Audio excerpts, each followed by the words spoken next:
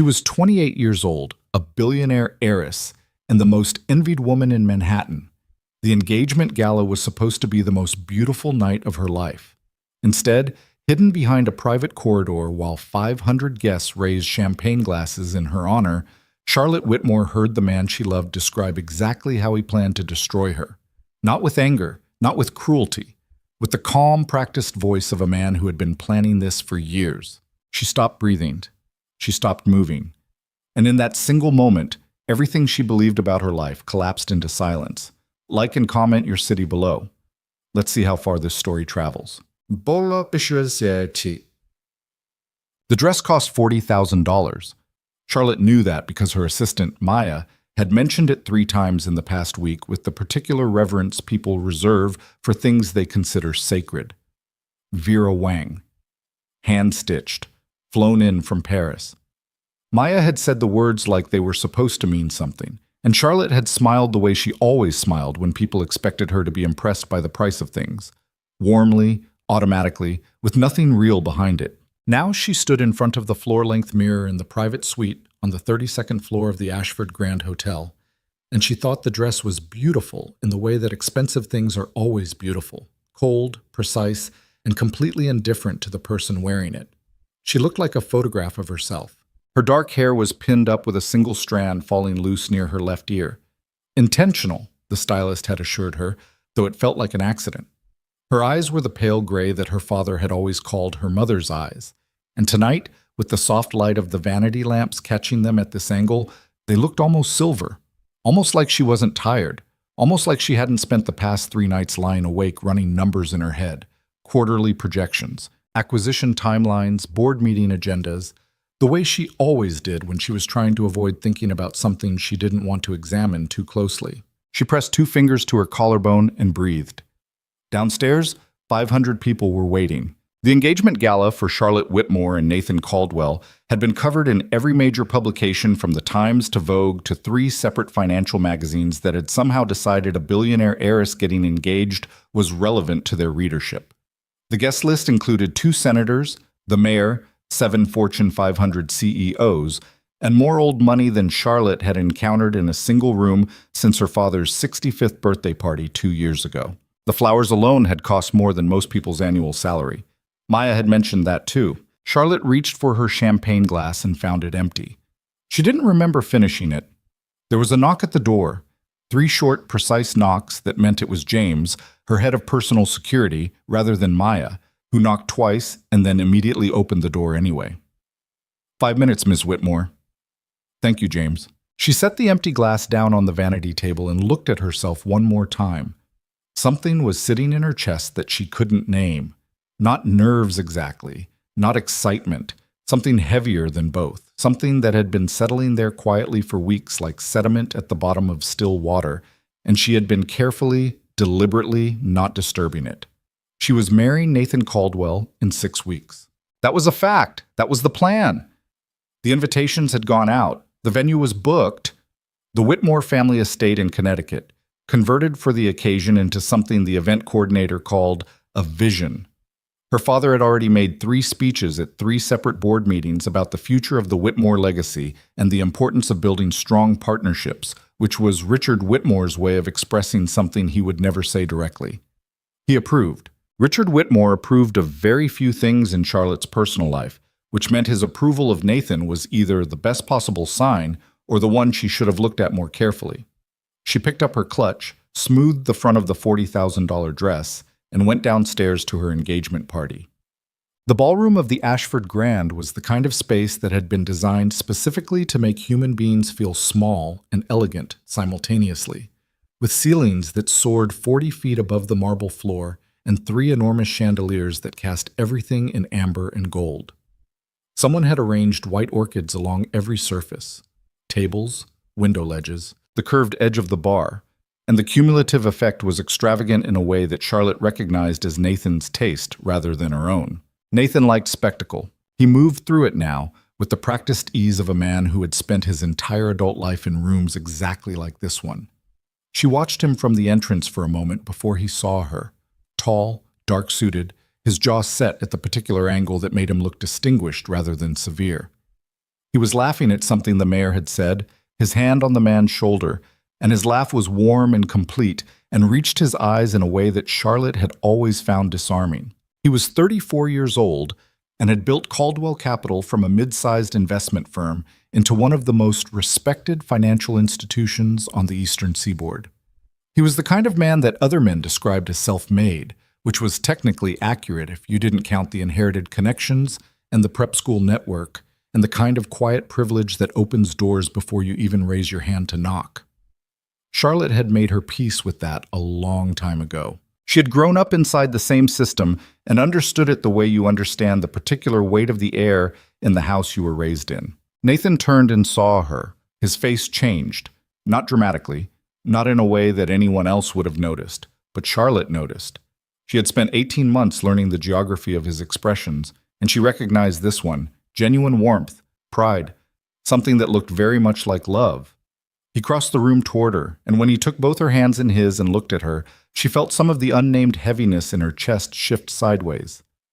"You look extraordinary," he said. "You say that every time." "Because it's true every time." He leaned in and kissed her cheek near her ear, and his voice dropped low. "Let's get through the speeches quickly. I want this night to be ours." She squeezed his hands. They moved into the room together, and the crowd shifted around them like a tide adjusting to the presence of something new. And for the next 90 minutes, Charlotte shook hands and accepted congratulations and laughed at things that were mildly funny and smiled at people she had known for years and a handful she had never met, but whose names she recognized from her father's contact list. Richard Whitmore himself was stationed near the bar with the particular immovability of a man at the center of his own domain, tall and silver-haired and radiating the specific kind of authority that doesn't need to announce itself. He raised his glass when Charlotte passed. She raised hers back. Nathan was beside her for most of it, and then wasn't. Absorbed into a cluster of men near the far end of the room, Caldwell Capital associates mixed with a few faces Charlotte didn't immediately place. She watched him for a moment from across the ballroom and then turned her attention back to Eleanor Hargrove, the 70-year-old matriarch of the Hargrove shipping family, who was explaining in great detail what she considered the fundamental error of modern floral arrangements. Charlotte listened attentively. Eleanor Hargrove had been a friend of Charlotte's mother and was the only person at this party who had asked Charlotte, privately and without any particular agenda, whether she was genuinely happy. Charlotte had said yes. She had meant it at the time. Ensemble. It was just after 9 o'clock when Charlotte slipped away from the ballroom. She needed 3 minutes of silence the way other people need water. It was a fact about herself that she had accepted long ago, the introvert's tax on public performance, and she had learned to find quiet corners in loud rooms the way a person learns any necessary skill. There was a private corridor behind the east wing of the ballroom level that she had scouted earlier in the afternoon, connecting the hotel's service area to a small anteroom used for private meetings, the kind of hallway that existed in grand hotels specifically so that the machinery of events could operate invisibly. She pushed through the door at the corridor's entrance and let it close behind her. The sound of the party became muffled, not gone, but reduced to a distant pressure, the particular hum of 500 people existing simultaneously in an enclosed space. Charlotte leaned against the wall, closed her eyes, and breathed. She counted to 10. Then she heard voices. They were coming from the anteroom at the far end of the corridor, and she might have ignored them. Private conversations happened at private events, and it was not in Charlotte's nature to eavesdrop, except that she recognized one of the voices. The cadence of it, the particular flatness that appeared in Nathan's voice when he was certain he was not being observed. She had heard it twice before. Once on the phone with someone she didn't know, late at night when he thought she was asleep. Once in a conversation with his business partner, Marcus Webb, when she walked into a room a few seconds before she was expected. Both times she had filed the sound away in the part of her mind that noticed things and didn't yet know what to do with them. She stood still in the corridor. The anteroom door was not fully closed, a gap of 3, maybe 4 inches. Enough. Nathan's voice came through clearly, and the flatness was there in full force, and what it was saying was this: 6 weeks. Once we're married, the asset transfer provisions kick in automatically. Whitmore's lawyers drafted the prenuptial to protect her, but there are 3 clauses in the amended contract she hasn't reviewed yet. I made certain of that. A second voice, unfamiliar, male, carrying the specific smoothness of someone accustomed to saying careful things in careful ways.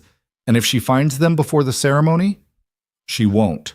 Nathan's voice was almost gentle. Charlotte is brilliant at the things she decides to pay attention to. She trusts me completely. That was the entire point. Charlotte did not move. Her hand was against the wall, and she was aware of the rough texture of the wallpaper under her palm with sudden, absolute clarity. "The board vote," the unfamiliar voice said, "will happen within 90 days of the wedding. I'll have enough proxies by then to force the restructure. Her father's legacy is actually quite simple once you understand its architecture. The man built an empire designed to be controlled by family. I just need to become family." "And the girl?" A pause. "Charlotte will be a Caldwell. She'll have every comfort she's ever had. Her name, her lifestyle. She's not going to be harmed." Another pause. Longer.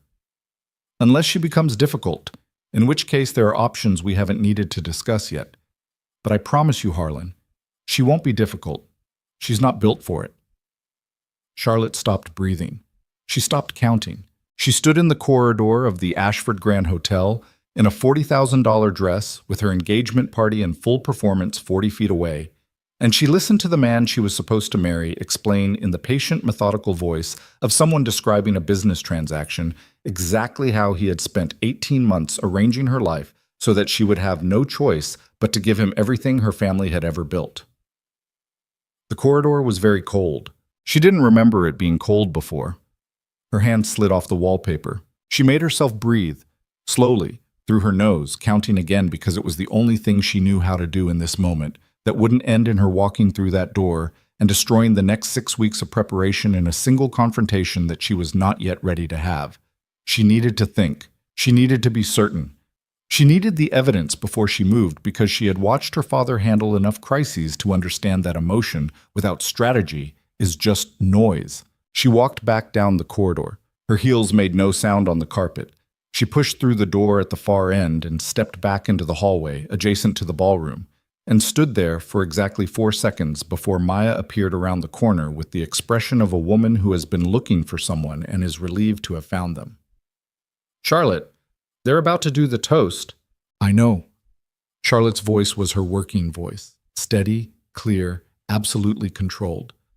"I stepped out for a moment. I'm ready." Maya's expression flickered with something. Concern, maybe, or the beginning of a question. And then Charlotte was already moving past her toward the ballroom entrance, and Maya was falling into step behind her, and the doors were opening, and the sound of 500 people hit Charlotte like a physical force, and she walked into it and smiled. Nathan was already at the center of the room, champagne glass in hand, waiting for her. She crossed to him. He put his arm around her waist. She looked up at him and let the smile stay exactly where it was. She did not sleep that night. She lay in the apartment on the 38th floor of the Whitmore Tower. Her apartment. The one she had lived in since she was 23 and had insisted on owning rather than renting because her father's lesson had always been that you never paid for something you could possess. And she stared at the ceiling and let the thing she had heard arrange itself in her mind with the cold precision she usually applied to quarterly earnings. Nathan had said, "The amended contract she hasn't reviewed yet." She had signed a prenuptial agreement. Her lawyers had reviewed it. 3 separate attorneys from Whitmore Legal. Her team, her choices, her people. She had read the document herself, which was not something everyone did, and was one of the reasons that Charlotte, for all the ways the world tried to reduce her to her name and her face and her inherited wealth, was genuinely formidable. She had read it. She had not found 3 undisclosed clauses, which meant either she had missed something, possible, if the language was sufficiently buried, or the document had been altered after the review process, which was a different kind of problem entirely. She got up at 4 in the morning and went to her home office. The prenuptial agreement was in the fireproof safe behind the bookshelf in the northeast corner. She had the combination memorized. She pulled the document out and spread it on her desk under the lamp and began to read. She read for 2 hours. She found nothing, which meant the amended version Nathan had referenced existed somewhere else. A second draft. A version that had been prepared without her knowledge, that was waiting somewhere in the mechanics of their approaching wedding, planted where it would be presented at a moment when signatures were expected, and the ceremony itself created enough social pressure to discourage careful reading. She sat in the pool of lamplight in her home office at 6 in the morning and thought about the word difficult. Unless she becomes difficult. She picked up her phone and called her attorney. Not the Whitmore legal team, not anyone who had any prior connection to the prenuptial process. A single number she kept in her contacts under the name Margaret H. for Margaret Holloway, who had been her mother's personal attorney and who was 71 years old and had spent 40 years in corporate law and family litigation, and whom Charlotte trusted with a completeness she extended to approximately 4 people on the planet. The phone rang twice. Charlotte. Margaret's voice was alert in the way of people who have spent decades waking up to emergencies. It's 6 in the morning. I know. I need to meet with you today, not at your office, somewhere private. A pause. How serious? Charlotte looked at the prenuptial agreement spread across her desk. I need a forensic accountant and a contract specialist. I need them by this afternoon, and I need everything we discussed to stay between us. Another pause. When Margaret spoke again, her voice had shifted into the register that Charlotte associated with absolute professional gravity. I'll make some calls. Where do you want to meet? They met at Margaret's apartment on the Upper East Side at noon. Charlotte, Margaret, a forensic accountant named David Park, who Margaret had worked with for 15 years, and a contracts attorney named Susan Cho, who specialized in corporate fraud and had spent 8 years as a federal prosecutor. Charlotte had told no one she was going. She had told Maya she was resting. She had left her phone in the apartment and borrowed one of Maya's personal devices to send the address to Margaret. She was not certain this level of caution was necessary. She was not willing to assume it wasn't.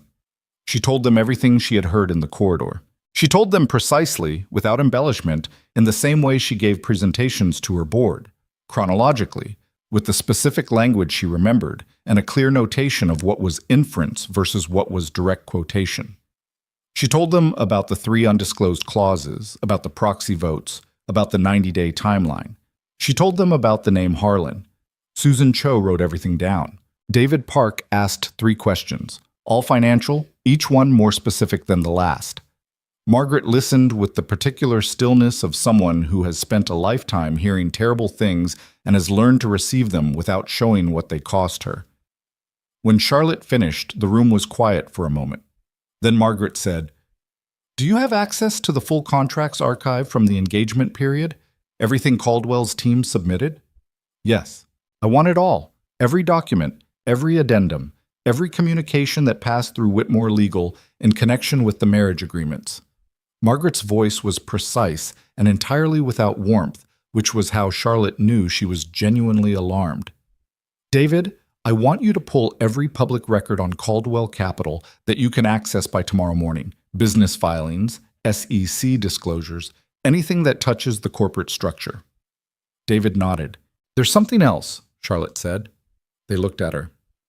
He mentioned options. When he said I might become difficult, he said there were options they hadn't needed to discuss yet.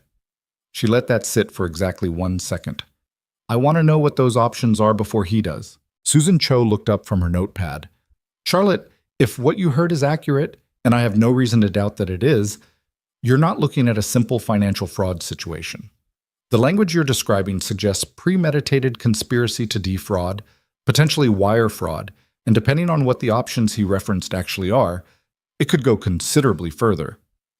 I know. You need to be careful about how you move forward. If he realizes you know, he won't. Charlotte's voice was flat and completely steady. He told his associate, I'm not built to be difficult. I'm going to let him keep believing that for exactly as long as it takes to build a case that will leave him no options of his own. Margaret was looking at her with an expression Charlotte couldn't quite read. Something between admiration and worry, pressed together into a single look. And the wedding?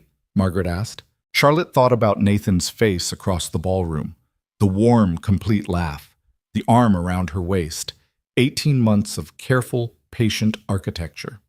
I'll cancel it, she said, but not yet, and not in a way that tells him I know. When I cancel this wedding, I want him exposed. I want everything he's built to come apart at the same moment he loses me. She stood up and smoothed the front of her coat. Get me the information. I'll handle the rest. She spent the next 2 weeks performing her life with the precision of a woman who had been trained since childhood to present one face to the world while operating entirely from another. She attended 3 joint appearances with Nathan. She met with the wedding coordinator twice. She responded to the flood of congratulatory messages from people she'd known her whole life with the warmth that was expected of her. Nathan noticed nothing. Or if he did, he said nothing, and Charlotte was beginning to understand that Nathan Caldwell was also a person who had spent years saying nothing when it served him. Meanwhile, David Park found the shell companies. 3 of them nested inside what appeared to be legitimate investment vehicles, each one connected to Caldwell Capital through a series of holding structures that had been deliberately constructed to be difficult to trace. The financial patterns were not illegal on their surface, but the timing was specific. Each shell company had been formed in the 12 months following the beginning of Nathan and Charlotte's relationship. Each one had been capitalized at precisely the moment of a significant milestone in their relationship. The 6-month mark, the first public appearance together, the introduction to Richard Whitmore. The architecture wasn't speculation, it was a plan. Susan Cho found the second prenuptial document 3 days later, buried in a data room that had been assembled for what Nathan's legal team described as estate planning purposes, accessible to Charlotte in principle, never drawn to her attention in practice.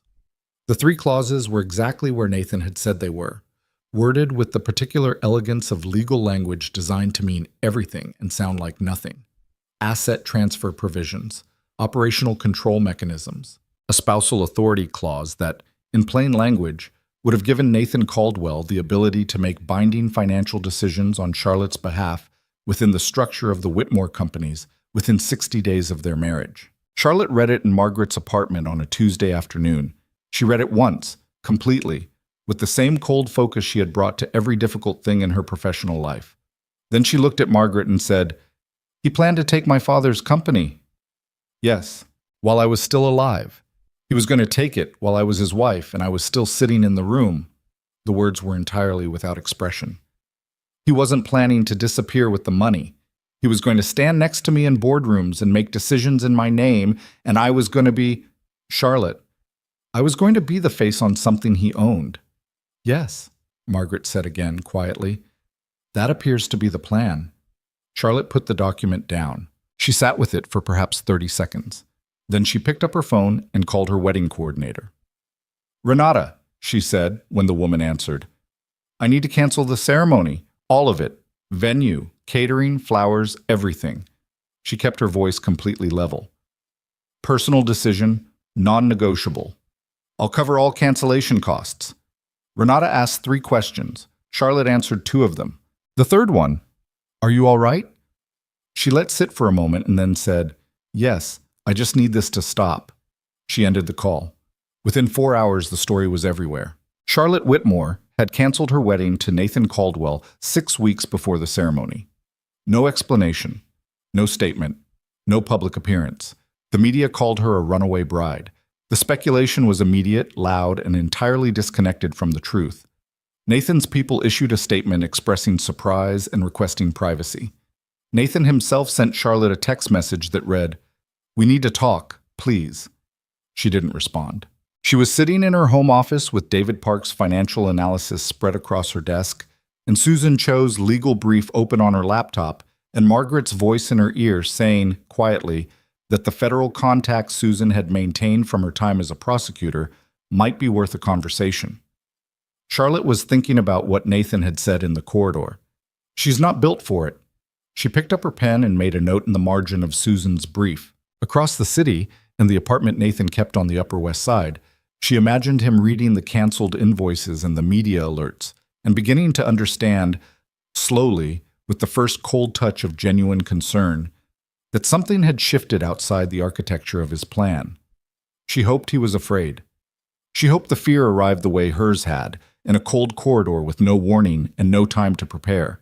She went back to the documents, and somewhere in the city, a man Charlotte Whitmore had not thought about in years saw her photograph on a news alert on his phone, read the headline about the canceled wedding, and went very still. Damian Rossi had known Charlotte in university. They had never been close. She had been brilliant and focused and slightly untouchable, and he had been, even then, something that didn't translate well into her world. But he had noticed her. He had noticed her the way you notice a person whose interior life is operating at a frequency slightly different from the people around them, and you recognize it because it matches something in yourself. He had watched her face in the news photograph for a long time.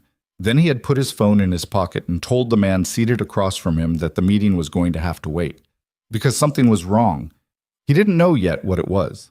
But Damian Rossi had survived the world he now controlled by learning to trust exactly this sensation, the quiet, certain knowledge that underneath the surface of something, in the machinery where the truth was actually moving, something had gone very badly off course. He made one call. Then he got in his car. Charlotte was at the Whitmore estate in Connecticut when James appeared at the door of the library and told her there was someone at the gate. "He says his name is Damian Rossi," James said. "He says you know him." Charlotte looked up from the documents. The name arrived with the particular resonance of something you haven't thought about in years but recognize immediately when it appears, like a song from a time in your life that belonged to a different version of yourself. "How did he find me here?" James's expression was careful. "He didn't say. He asked me to tell you he's not here about the news. He said—" James paused. "He said he has one question." Charlotte looked at the library door. Through the window, the evening had gone blue and cold, and the estate grounds stretched out in the early dark, with the particular stillness of a place that had absorbed generations of her family's history and held it quietly in the walls. She thought about Nathan's voice in the corridor. She thought about the documents on the desk in front of her. She thought about the word options. "Let him in," she said. She was still sitting at the library desk when Damian Rossi walked through the door, and she registered immediately that the 10 years since she had last seen him had not softened whatever it was that had always set him at a slight remove from the world around him. He was taller than she remembered, or maybe she had simply forgotten. His face was the same, sharp-featured, watchful, carrying the specific stillness of someone who had learned that controlled attention is a form of power. But the version of that face in front of her now had been worn in by something she didn't have a name for yet. He stopped a few feet inside the door. He looked at her, not at the documents on the desk, not at the evidence of the last 2 weeks written into the organized chaos of her workspace, just at her face directly, the way very few people ever actually looked at Charlotte Whitmore because most people were too focused on what she represented to see what she was. "Who hurt you?" he said. Not, "I saw the news." Not, "I heard about the engagement." Not, "Are you okay?" which was the question everyone else had asked, and which Charlotte had answered 20 times in 2 weeks with the same careful nothing, just that. She felt something shift in her chest, the unnamed heaviness moving again, except this time it didn't slide sideways. It cracked. She looked at Damian Rossi across the library of the house where she had grown up, and she made a decision that she did not examine and did not second-guess, because the rational part of her mind was occupied with the documents and the shell companies and the federal contacts, and the part of her that was left was very tired and had been alone with the truth for 2 weeks, and had run out of the particular energy it takes to keep secrets from someone who already knows something is wrong. "Sit down," she said. She told him everything. And when she finished, Damian was quiet for a long moment, looking at the desk, at the documents she had assembled, at the shape of what Nathan Caldwell had built and what it had been aimed at. Then he looked at her. "I want you to know something," he said. His voice was very quiet, completely level. "I'm going to find out what the options were, the ones he said he hadn't needed to discuss yet." Charlotte held his gaze. "And then?" she said. Damian's expression didn't change. "And then Nathan Caldwell is going to understand what it means to build something aimed at the wrong person." Outside, the estate went dark. Inside the library, Charlotte Whitmore looked at the man across from her. This man from a world she had only ever observed at a distance. This man who had walked through her gate and asked the one question nobody else had asked, and felt, for the first time in 2 weeks, the cold and quiet certainty that she was not alone in this. She didn't know yet what Damian Rossi was. She didn't know yet what it would cost her to let him help. But Nathan Caldwell had told his associate she wasn't built for difficult. He was about to find out how wrong he was. Damian Rossi did not stay for dinner. He stayed for 4 hours. Charlotte learned more about the mechanics of how power actually moved in the world in those 4 hours than she had in 8 years of running a multi-billion-dollar company, and she had gone into that conversation believing she understood quite a lot. The experience was not humbling exactly. It was more specific than that. It was the sensation of standing in a room you thought you knew and discovering a door in a wall you had walked past 100 times. He didn't lecture. He didn't perform expertise. He asked questions, precise, sequential, each one building on her answer to the last.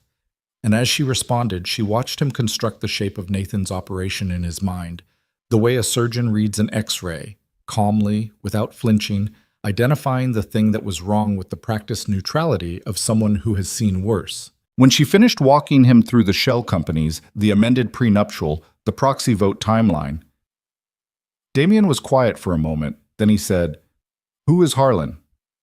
"I don't know. I only heard the name once. Nathan used it in the corridor." "First name or last?" "I don't know." Damien took out his phone and typed something, put it back in his pocket. "I'll find out." "How?" He looked at her steadily. "That's not something you need to know tonight." Charlotte held the look for a moment. She was not accustomed to being told what she didn't need to know. She was not accustomed to sitting across from someone who said it without any aggression, simply as a statement of fact, as if the boundary were a natural feature of the landscape rather than a choice. She let it go. For now. "What I need from you," Damien said, "is everything Caldwell's team has touched in the last 2 years. Not just the prenuptial documents, business correspondence, meeting records, any communication that passed between his people and yours. My legal team is already pulling that." "I don't mean your legal team." His voice was even. "I mean the records that didn't go through official channels, the conversations that happened in rooms without assistance, the agreements that were made before the paperwork existed." He paused. "Nathan Caldwell didn't build what you're describing by keeping clean records. There's a layer underneath the documents. That's the layer I'm interested in." Charlotte looked at him for a long moment. "You're talking about things that aren't legally obtainable." "I'm talking about the truth," Damien said. "How it's obtained is a separate conversation." She should have told him to leave. She knew that. The rational part of her mind, the part that had spent 2 weeks building a careful, legal, documented case with Margaret and Susan and David, was generating a clear and well-reasoned argument for why she should thank Damien Rossi for his concern and show him to the door and continue on the path she had already established. She thought about the word options. "All right," she said. He left at 11. Charlotte stood at the window of the library and watched the headlights of his car disappear down the estate driveway, and then she stood there for another minute in the dark, looking at the place where the lights had been. James appeared in the doorway behind her. "Should I run a background check?" Charlotte turned from the window. "On Damien Rossi?" "Yes. Don't bother. I already know what you'll find." She crossed back to the desk and began organizing the documents for the night. "And what you won't." James was quiet for a moment. "Ms. Whitmore, with respect, the man controls—" "I know what he controls, James." Her voice was not sharp. It was simply final. "Make sure the gate security logs are clean. I don't want tonight on any record that Nathan's people could access." James nodded and left without another word. Charlotte sat back down at the desk. She thought about the question Damien had asked her. Not the ones about Nathan, the financial questions, the legal questions, the structural questions she had answered with the precision she brought to all professional problems. The first one, the one he had walked through the door with. Who hurt you? Not what happened. Not are you okay? Not the version of the question that was really about the questioner's own discomfort with a situation they didn't understand. The direct one, the one that assumed damage and asked only about its source. She pulled up her laptop and opened a new encrypted file. She began to type. Nathan called at 7 the next morning. Charlotte was on her second coffee and her third hour of reviewing David Park's latest financial analysis when her phone buzzed on the desk with Nathan's name on the screen. She looked at it for the length of 2 full rings. Then she answered. "Charlotte." His voice was warm, careful. The specific warmth of a man who was not certain what he was walking into. "I've been worried about you." "I'm fine." "The cancellation was a personal decision." Her voice was steady and entirely empty of anything that could be read. "I'm sorry for the disruption to your schedule." A pause. She could hear him recalibrating. "I don't care about my schedule. I care about you. Can we meet? I just want to talk." "I don't think that's a good idea right now." Charlotte? Nathan. She kept her voice gentle. Not cold. Gentle was more useful, harder to push against. I need some time, that's all. Please give me that. Another pause. Longer. Of course, he said finally. And then, I love you. I need you to know that. She looked at David Park's analysis on the screen in front of her. The shell company formation dates, the capitalization timing, the 18 months of careful, patient architecture. I know, she said. She ended the call. She sat for a moment with the phone face down on the desk. Then she picked it up and called Margaret. The thing about Nathan Caldwell, Charlotte was learning, was that he was not a man who panicked. He was a man who adjusted. Within 72 hours of the wedding cancellation, 3 things happened in the business world that looked like coincidence and were not. A major institutional investor pulled a significant commitment from a Whitmore real estate fund, citing changed market conditions in language so vague it was legally meaningless. An executive vice president at Whitmore Media, a man who had been with the company for 11 years and whom Charlotte had personally mentored, submitted his resignation with 2 weeks' notice and an offer letter from a Caldwell Capital subsidiary already in hand. And a regulatory inquiry arrived at Whitmore Legal, ostensibly routine, targeting the company's acquisition process from 18 months ago, which was, Charlotte noted with precise cold clarity, the exact moment she had first started dating Nathan Caldwell. Margaret got the regulatory notice on a Thursday afternoon and called Charlotte within the hour. He moved fast, Margaret said. He was already prepared. Charlotte was standing at the window of the estate library again. She had been spending a great deal of time at that window. This wasn't reactive. He had contingencies.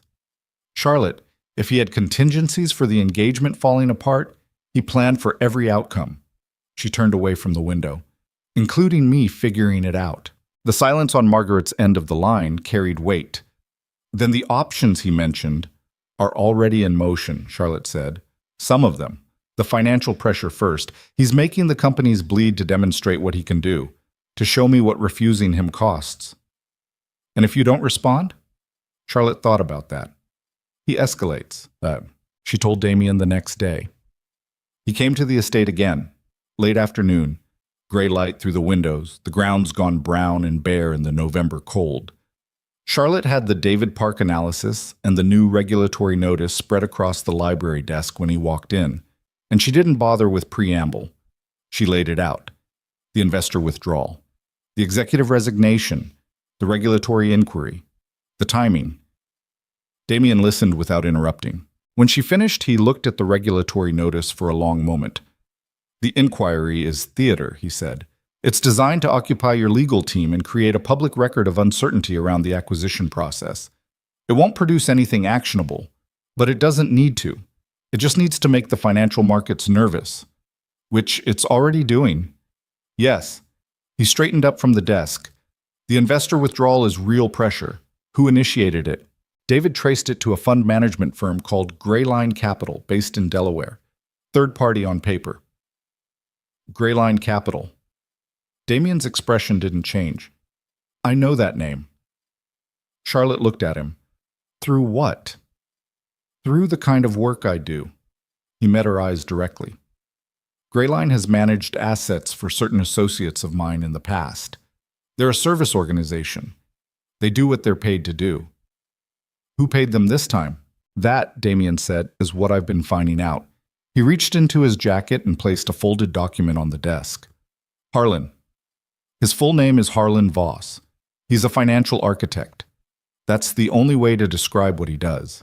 He builds corporate structures for people who need their money to be somewhere it legally can't be. He's been associated with Caldwell Capital for 6 years, always at arm's length, never in any public filing. Charlotte unfolded the document. It was a financial profile, detailed, sourced from records she couldn't immediately identify, which meant they hadn't come from any database her own team had access to. She looked up at Damien. How did you get this? He held her gaze. Do you want to debate methodology, or do you want to understand what you're dealing with? She looked back at the document. Harlan Voss, 63 years old, former corporate attorney turned financial consultant. 3 civil suits in the past decade, all settled out of court with confidentiality agreements. Two former business partners who had both, separately, experienced significant financial reversals within 18 months of their professional separation from Voss. No criminal record, no regulatory sanctions. The specific cleanliness of a man who was very good at ensuring that consequences landed on other people. He's Nathan's cleaner, Charlotte said. He's more than that. He's the architect of the whole structure. The shell companies, the asset transfer provisions, the proxy vote strategy. The legal framework for all of it has Voss's fingerprints on it. Nathan is the face. Voss is the machinery. Charlotte set the document down carefully. If we expose Voss, you expose the whole structure, yes. Damien was watching her. But Voss is not easy to expose. He's been doing this for 20 years. He knows exactly how close to the legal line he can operate without crossing it. Then we find where he crossed it. We already have something. Damien reached into his jacket again and produced a second document, smaller, a single printed page.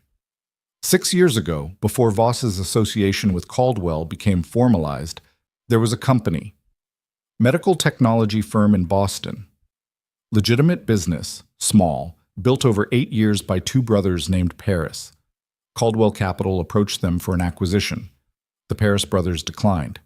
8 months later, the company collapsed under a regulatory investigation that turned out to be based on fabricated documentation. Charlotte read the page. And Voss was the attorney of record for the regulatory complaint, under a shell identity. The complaint was filed through a firm that dissolved 6 months after the investigation concluded. The room was quiet. Charlotte looked at the single page in her hands and understood exactly what it meant and exactly what it would take to prove it, and whether either of those things was currently possible. The Paris brothers, she said. Are they?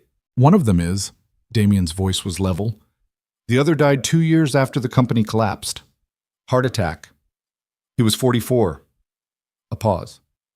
The one who's still alive has been trying to interest someone in his brother's story for 6 years. Nobody with the resources to act on it has been willing to listen. Charlotte put the page down. She was quiet for a moment. Until now, she said. Until now, Damien agreed. She called Susan Cho that night. Susan listened to the Paris brothers' information with the focused silence of a former federal prosecutor receiving a tip she recognized as credible. When Charlotte finished, Susan said, "If what you're describing is accurate, and if the surviving brother will testify, the fabricated regulatory complaint connects Voss directly to a pattern of deliberate corporate destruction. That's a RICO predicate. Meaning?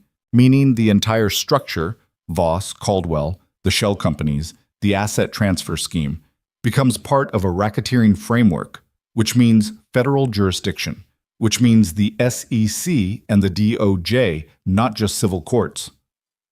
Charlotte was standing in the kitchen of the estate, the phone pressed to her ear, looking at nothing in particular. How long to build that case? With the surviving Paris brothers' cooperation and the financial documentation your team has already assembled? 3 months, minimum. More likely 6. Nathan won't wait 6 months. No, Susan said. He won't. The threatening messages started on a Monday. The first one came to Charlotte's personal email address. The private one. The one that was not listed anywhere. The one that only approximately 12 people in the world had. It arrived at 2 in the morning and contained 11 words. You should have said yes.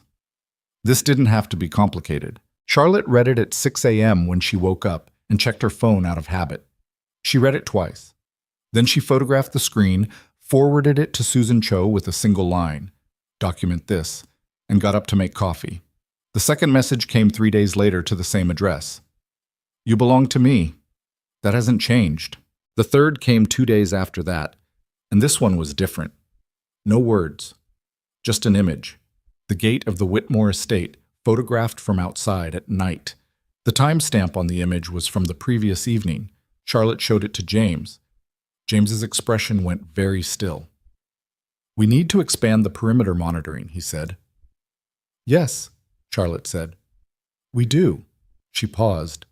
"And call the number I'm going to give you. Don't use any phone that's connected to the estate system." James looked at her. "His name is Damien Rossi," Charlotte said. "Tell him the situation has changed." Damien arrived within 2 hours. He looked at the 3 messages. He looked at the photograph of the gate. He looked at Charlotte with the particular expression she was beginning to recognize. Not alarm, because she suspected genuine alarm was not something Damien Rossi experienced in the way most people did, but a heightened attention, a recalibration of the internal calculation he was apparently always running. "He's telling you that he can reach you," Damien said. "I know what he's telling me. And he knows about this location, which means he's had you watched since before the cancellation. Probably since before the engagement." Damien was quiet for a moment. He set the phone down on the desk. "I'm going to put people on the perimeter, my people, in addition to your security, not replacing them." He looked at her. "That's not a request." Charlotte held his gaze for a moment. "All right. And you don't go anywhere alone, not until this is resolved." "Damien! Charlotte!" His voice was very quiet, and there was something in it that stopped her. Not a threat, not even pressure, just the specific weight of someone saying a true thing. "He sent you a photograph of your own gate to tell you that the distance between you and what he's planning is smaller than you think. I need you to take that seriously." She looked at him. She thought about the photograph, the gate in the dark, the timestamp. Someone standing outside the perimeter of the house where she had grown up, in the cold, taking a picture of the place she was sleeping and sending it to her phone. She thought about Nathan's voice, calm, methodical, describing options. "All right," she said again. Damien nodded once and took out his phone. Charlotte turned to the window. Outside, the estate grounds were gray and still. Bare trees, cold sky. The driveway stretching toward a gate that someone had stood outside of 2 nights ago with a camera. She was not afraid.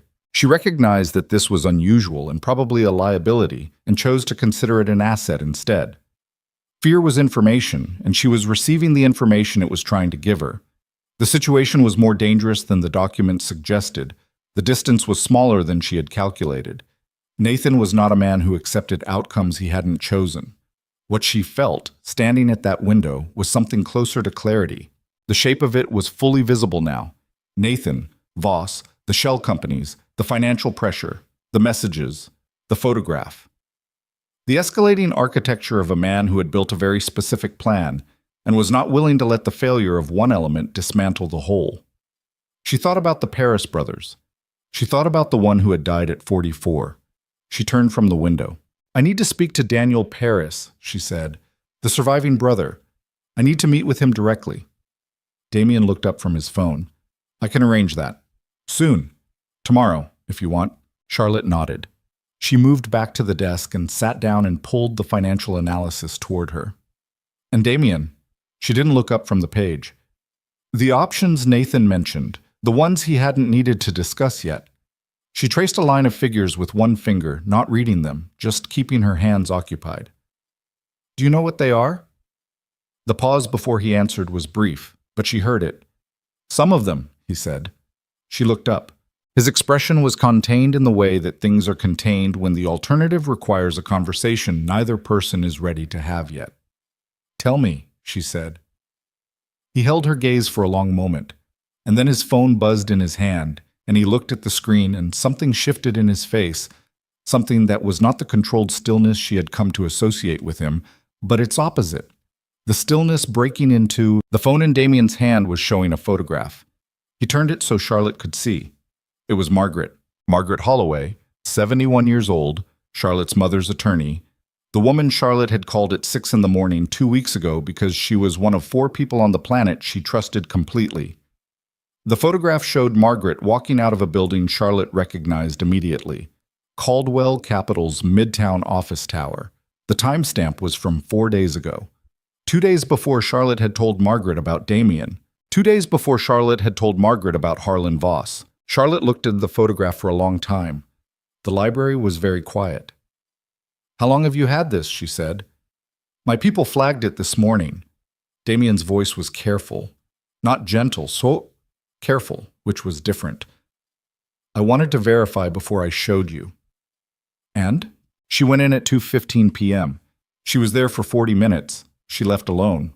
He paused. "It wasn't the first time. There's a record of 2 prior visits in the last 3 weeks, both during the period when you were sharing case information with her." Charlotte set the phone down on the desk. She did not move for a moment. She was running the timeline in her head with the cold, involuntary precision of a mind that processes pain by converting it immediately into information. The prenuptial document, the shell company analysis, the Harlan Voss profile, the Paris brothers file. Everything she had shared with Margaret, everything she had said in that apartment on the Upper East Side, believing she was in the only room where the truth was safe. The regulatory inquiry, she said, filed 9 days after your first meeting with Margaret. The investor withdrawal. Greyline Capital received its instruction 11 days after your second meeting.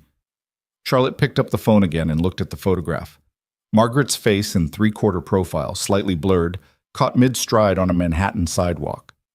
71 years old, her mother's friend, the woman who had asked Charlotte, quietly and without any apparent agenda, whether she was genuinely happy. She put the phone down. "Get out," she said. Damien didn't move. "Charlotte, I need 5 minutes." Her voice was completely flat. "Please." He looked at her for a moment. Then he nodded and walked out of the library and pulled the door most of the way closed behind him, leaving a gap of a few inches, which she understood was not carelessness. Charlotte sat at the desk. She put both hands flat on the surface and looked at them. Margaret Holloway had known Charlotte's mother for 30 years, had been at the funeral, had held Charlotte's hand at the reception afterward when Charlotte was 22 and had not yet learned how to grieve in public without showing it, and had said nothing, just held her hand, which was the right thing and the thing Charlotte had never forgotten. She had trusted her completely. The word completely was the problem. Charlotte had trusted Margaret with everything, not because the evidence supported it specifically, but because the history supported it, because grief and loyalty and 30 years of proximity to her mother had felt like sufficient foundation. She had let the feeling of safety override the methodology she applied to everything else in her life. And Nathan had known she would, or Voss had known she would, or someone had known and had placed Margaret precisely where Charlotte's blind spot was. She breathed, once, twice. Then she picked up her phone and called Susan Cho. Susan answered on the second ring. "I need to know," Charlotte said, "what you've shared with Margaret in the last 3 weeks. Everything. In the order you shared it." A pause. "Charlotte, what's... Please, Susan. Right now, Skim." Susan had shared the RICO framework analysis with Margaret 4 days ago, believing Margaret needed it for context on the legal strategy, which meant Nathan now knew the federal angle, which meant he knew that Charlotte was building toward DOJ involvement, which meant the timeline he had been operating on, the measured, escalating financial pressure, the messages, the careful demonstration of reach, had just been compressed. Charlotte explained this to Damien when she opened the library door and found him standing exactly where she expected him to be, in the hallway 3 feet from the door, not pretending he had been anywhere else. She told him in 6 sentences. He absorbed it in the silence that followed. "He'll move faster now," Damien said. "Yes?" "The ambush options, the ones I started to tell you about." He looked at her steadily. "I need to tell you all of it now." "Yes," Charlotte said. "You do." They went back into the library. What Damien told her took 20 minutes. He told her that Harlan Voss had a relationship with a private security contractor called Meridian Group, not a legitimate firm, or not only a legitimate firm, a hybrid operation that provided corporate security services as its public face and more specific services to clients who required outcomes that couldn't be achieved through legal means. He told her that Meridian had been used twice in the past 5 years in situations connected to Caldwell Capital. Once to manage a whistleblower who had threatened to go to the SEC, once to resolve a partnership dispute that had become inconvenient. He told her that in both cases, the resolution had been effective and permanent. Charlotte listened to this without changing her expression. "The whistleblower," she said, "recanted, completely and publicly, 18 months after the initial complaint. The SEC inquiry was dropped." Damien paused. "She now lives in Portland under a different name. My people found her. She won't speak on record." "And the partnership dispute." "The partner withdrew from all business interests connected to Caldwell and relocated to Europe. His attorneys filed a statement attributing the withdrawal to health reasons." Another pause. "He was 39 and in excellent health at the time." The library was very quiet. Charlotte thought about the Paris brother who had died at 44. Heart attack. Meridian, she said. They've been contracted for this situation. I believe so, yes. When did you know? I suspected it 3 days ago. I confirmed it this morning. The same morning my people flagged the photograph of Margaret. He held her gaze. I was going to tell you both at the same time. I didn't expect the photograph to arrive first. Charlotte stood up from the desk. She walked to the window. Outside, the estate grounds were gray and still, and she could see, if she looked carefully, which she now did, the barely perceptible outline of one of Damien's people stationed near the tree line at the north perimeter, still as a post, watching the driveway. Margaret, she said without turning from the window. Why would she do it? I don't know yet. Guess. A pause. Voss has been doing this for 20 years. He finds the people closest to a target, and he finds their pressure point, money, a secret, a threat aimed at someone they love. His voice was even. Whatever he found, it was enough. Charlotte looked at the man by the tree line. She thought about her mother's funeral, Margaret's hand around hers. She thought about Nathan's voice. She trusts me completely. That was the entire point. She turned from the window. I'm going to call her, Charlotte said. Damien's expression shifted slightly. Charlotte, not to confront her, to see where she is. She picked up her phone. If she's still pretending to be on my side, I want to know how she sounds doing it. And if she's going to warn Nathan that I know... She looked at Damien. I want to watch her make that choice. Damien was quiet for a moment. All right, he said. Charlotte dialed. Margaret answered on the third ring, and her voice was exactly what it had always been. Warm, alert. The voice of a woman who had spent 40 years being reliably present for difficult phone calls. Charlotte, I was going to call you this morning. Were you? Charlotte's voice was light, conversational. How are you, Margaret? Tired. This case is moving fast. A pause. I spoke with Susan last night. The federal angle concerns me. I think we may be moving too aggressively. Charlotte closed her eyes for exactly 1 second. There it was. Not too aggressively toward Nathan. Too aggressively toward federal jurisdiction. Margaret was trying to slow the case down. She had been slowing it down. The concerns she'd raised in their last 2 meetings about evidentiary standards, about the risks of involving federal prosecutors too early, about the importance of being certain before escalating. Charlotte had taken them as caution. They were something else. I'll think about what you've said, Charlotte said. Good. Charlotte, I just want to make sure we're protecting you first. Everything else is secondary. I know. Thank you, Margaret. She ended the call. She put the phone face down on the desk and stood with her hand on it and did not move for a moment. Then she said to no one in particular, in a voice that was very quiet and entirely without emotion, she's going to call him within the hour. Damien was already on his own phone. Sanen. They pulled the recording at 9 that night. Charlotte did not ask how Damien's people had obtained it. She had stopped asking how by that point. She sat at the library desk and listened through a single earpiece while Damien stood at the window with his arms folded and his face in profile, watching the dark outside. Margaret's voice. Then a man's voice. Not Nathan. Voss. The smooth, careful cadence from the corridor, the voice Charlotte had heard only once and had apparently memorized without deciding to. Margaret. She knows about Meridian. Voss. How much? Margaret. Enough. She has a source who confirmed the contractor relationship. She knows about the whistleblower case. A pause. Voss. Does she know about the estate plan? Margaret. I don't think so. She hasn't mentioned it. Voss. Make sure. I need to know before Thursday. Margaret. This is getting out of hand, Harlan. We agreed there would be no... Voss. We agreed on an outcome. The method is my concern. You've been very well compensated for keeping your concern to a minimum, Margaret. I suggest you continue doing that. A long silence. Margaret. What happens Thursday? Voss. What needs to happen? The recording ended. Charlotte took the earpiece out. She set it on the desk. Thursday was 2 days away. She looked at Damien. The estate plan, she said. He asked if I knew about it. I don't. No. Damien turned from the window. His face was controlled, but not entirely.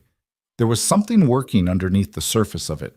Not anger exactly, but the thing that lives adjacent to anger in people who have learned not to let them touch each other. The estate plan is what I've been trying to confirm since yesterday. My people found a reference to it in Voss's communications 3 days ago. We don't have the full picture yet. What do you have? He was quiet for a moment. Charlotte. His voice was very level. I need you to understand that what I'm about to tell you is incomplete information. It may be wrong in its specifics. Tell me. The estate plan appears to be a contingency for a scenario in which the asset transfer through marriage becomes impossible, in which case the assets would need to transfer through a different mechanism. He paused. The mechanism Voss's communications reference is an inheritance structure. The room was absolutely still. Charlotte looked at him. My father, she said. Damien didn't answer immediately, which was its own answer. Richard Whitmore is 67 years old and healthy, Charlotte said. Her voice was steady. She was making it stay steady. He has no known health conditions.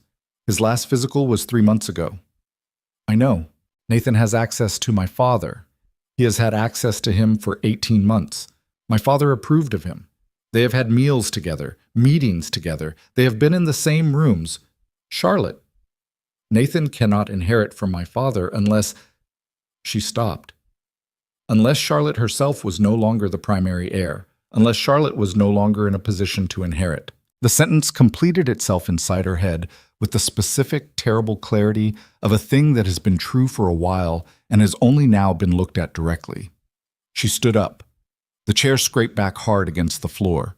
She walked to the window and stood with her back to the room, both hands on the windowsill, looking at the dark estate grounds. And she did not speak for a long time. Damien did not speak either. Outside, his man was still at the tree line, still as a post. When Charlotte turned around, her face had undergone a change that Damien registered without commenting on, a hardening that was not coldness exactly, but was the specific expression of a person who has just arrived at the place where fear and fury compress into something else entirely, something operational. Thursday, she said. Yes. 2 days. Yes. She looked at him. I need to move my father, tonight. Somewhere Nathan's people can't reach him and Voss can't plan around. She paused. Can you do that without involving anyone who might have been turned? Yes. I also need to burn Margaret. Her voice did not waver. She goes to Susan tonight with a confession, or she goes to federal authorities with everything she knows about Voss. Those are her options. I want Susan in the room when it happens. And Nathan? Charlotte looked in the window. She thought about the $40,000 dress, the amber light of the ballroom chandeliers, Nathan's arm around her waist and the warm, complete laugh, and the 18 months of patient architectural deception aimed at a woman he had decided was not built for this. She thought about the Paris brother, 44 years old, heart attack. She thought about what Thursday meant, what it had been aimed at, what the options were that Nathan had mentioned in the corridor with the casual confidence of a man describing contingencies for a business problem rather than the end of a human life. She was not afraid. She was something colder than afraid, and cleaner, and she understood now what it had taken to get here. The 2 weeks of documents and legal briefs and careful patient case building, the trust she had extended and watched be weaponized, the photograph of her gate in the dark. All of it had been necessary. All of it had been the process by which she arrived at this moment. And this moment was the one where the woman Nathan Caldwell had decided was not built for difficult stopped building a case and started building something else. Nathan, she said, still looking at the window. Nathan is going to make his move Thursday because he thinks he still controls the timeline. She turned back to Damien. I want him to believe that until Wednesday night. I want him calm. I want him certain. She held Damien's gaze. And then I want everything he's built to come apart at the same time. Damien looked at her for a long moment. Something shifted in his expression. Not surprise, because she suspected Charlotte Whitmore had stopped surprising him somewhere in the past week, but something adjacent to it, a recognition. That's a different kind of operation than what you've been building, he said. I know. It requires resources you don't have. I know that too. She held his eyes. But you do. The silence stretched between them.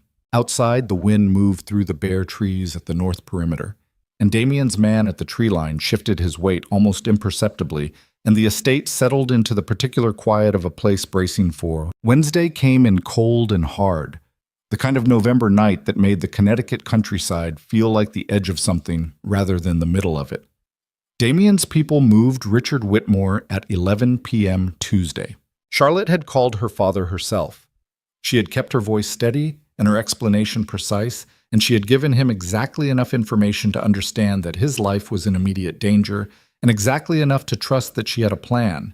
And Richard Whitmore, who had spent 40 years making decisions in the compressed space between incomplete information and irreversible consequences, had asked 2 questions, received 2 answers, and said, "Tell me where to go." He was in a safe house in western Massachusetts by 2 a.m., 3 of Damien's men on the perimeter, no phones connected to any network Nathan's people had ever touched. Charlotte had not slept. She was at the library desk at 7 a.m. Wednesday, with coffee going cold beside her when Damien came through the door and said, "Margaret broke last night." Charlotte looked up. Susan was with her for 4 hours. He sat down across from her. She gave everything. Voss approached her 8 months ago. He had documentation of a financial arrangement Margaret made 10 years ago that would have ended her career and potentially her freedom. He didn't threaten her directly. He simply made it clear he was aware of it and then asked for a small favor. The favors expanded over time. What was Thursday? Damien's jaw set slightly. Meridian was contracted to intercept your convoy. You had a meeting scheduled in the city, the follow-up with David Park. Charlotte's hands were flat on the desk. She did not move them. Intercept meaning. Meaning make it appear to be a road incident. Meaning ensure you did not arrive. The word arrive sat in the air between them. Charlotte looked at her hands. She had scheduled that meeting 4 days ago. She had mentioned it to Margaret in passing. Margaret had fed it directly to Voss, and Voss had fed it to Meridian, and by Thursday morning, a team of contracted men would have been positioned on the route between the Whitmore estate and Manhattan, waiting for a convoy that they had been paid to stop permanently. "The meeting is still on the books," Charlotte said. "Yes." She looked up at Damien. He was already watching her. "We're going to let them think it's still happening," she said. "That's what I want to do." His voice was careful. "But I need you to understand what that means. We use the convoy as a decoy. My people run a counter-operation against Meridian's team while they're in position. Simultaneously, Susan's federal contacts execute on the Voss documentation Margaret provided, and we take Nathan in the window before he gets word that the operation failed." "How long is the window?" 20 minutes, maybe less." Charlotte looked at the cold coffee beside her, at the documents on the desk, at 3 weeks of evidence assembled with the kind of patience that had kept her operational when everything inside her wanted to move faster than was safe. 20 minutes. "All right," she said. They spent Wednesday like people who are trying not to think about Thursday. Charlotte worked. She reviewed Susan's federal brief for the 4th time, marking 3 sections that needed strengthening. She called David Park and confirmed the meeting, real confirmation, using her regular phone, the one that Nathan's people had access to, and kept her voice entirely normal. She walked the estate grounds in the afternoon with James beside her and did not look at the tree line where Damien's perimeter team had tripled since Tuesday night. At 6 p.m., Nathan called. She answered, "Charlotte." His voice was warm, still working the warmth, still maintaining the performance for an audience of 1. "I've been thinking about us, about what went wrong." She sat in the library and watched the evening light die on the grounds outside. "Have you? I think I pushed too hard, with the wedding, the timeline. I think you felt overwhelmed, and I didn't pay enough attention to that." A pause. "I want to fix this, whatever it takes." She thought about Thursday morning, Meridian's team on a Connecticut highway. The word intercept. "I hear you, Nathan," she said. "Can we meet? After your meeting tomorrow. Dinner, somewhere quiet? Let me see how the day goes." "Of course." Another pause, and something in the quality of it shifted. Almost imperceptible, the pause of a man checking something off rather than waiting for something. "Drive safe tomorrow. The roads up there can be rough in November." Charlotte's hand tightened on the phone. 1 degree. No more. "I will," she said. "Good night, Nathan." She set the phone down. She sat for a long time in the growing dark.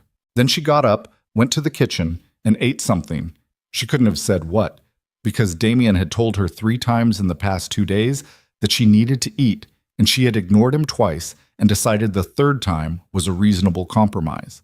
She stood at the kitchen counter and ate and looked at the dark window above the sink and thought about 20 minutes and what could go wrong inside them. Damien found her there. He stood in the kitchen doorway and looked at her for a moment without speaking. "He told me to drive safe," Charlotte said. "I know. James pulled the call." She set the plate down. "He's certain." "Yes." Damien came into the kitchen. He stood on the other side of the counter, close enough that she was aware of the specific physical fact of him. The contained solidity of a man who had spent years in situations where the body's instincts are the last reliable instrument. "Charlotte, tomorrow morning, you're not in the convoy." "I know." "You're here, in this building, with 4 of my people and James and his full team. You don't move until I call you." She looked at him. "And you?" His expression didn't change. "I'll be where I need to be." She understood this to mean he would be in the counter-operation against Meridian, which meant he would be on a Connecticut highway in the cold before dawn with his people running a coordinated interception of a team of contracted men who had been paid to kill her. She looked at him and felt something she didn't examine closely because examining it required more time and more quiet than this particular Wednesday night contained. "Be careful," she said. It was inadequate. She knew it was inadequate. It was the only thing available. Something moved in Damien's face. Briefly, a crack in the controlled surface, there and then gone. "Get some sleep," he said. He left the kitchen. Charlotte stood at the counter for a long time. Then she went upstairs, lay down on the bed fully dressed, and closed her eyes. She woke to the sound of an explosion. It was 4:47 a.m., and the sound hit the estate like a physical force. Not a crack, not a bang, but a deep concussive pressure that Charlotte felt in her sternum before she was fully conscious, and she was off the bed and at the window before she understood she was moving. The north perimeter was on fire, not the tree line. Closer. The gatehouse at the north entrance was burning, a column of orange light punching up into the black sky, and Charlotte watched it for exactly 1 second before James was through her bedroom door with his weapon drawn and 2 of Damien's men behind him. "They're on the grounds," James said. His voice was stripped of everything except information. "Multiple points of entry. North gate is compromised. We have contact at the east perimeter." Charlotte's mind arrived fully in the moment with the specific total clarity that she would later understand as the body's emergency resource. Fear converted instantly into function. "Damien," she said, "en route. He got word 12 minutes ago that the convoy operation was a secondary element."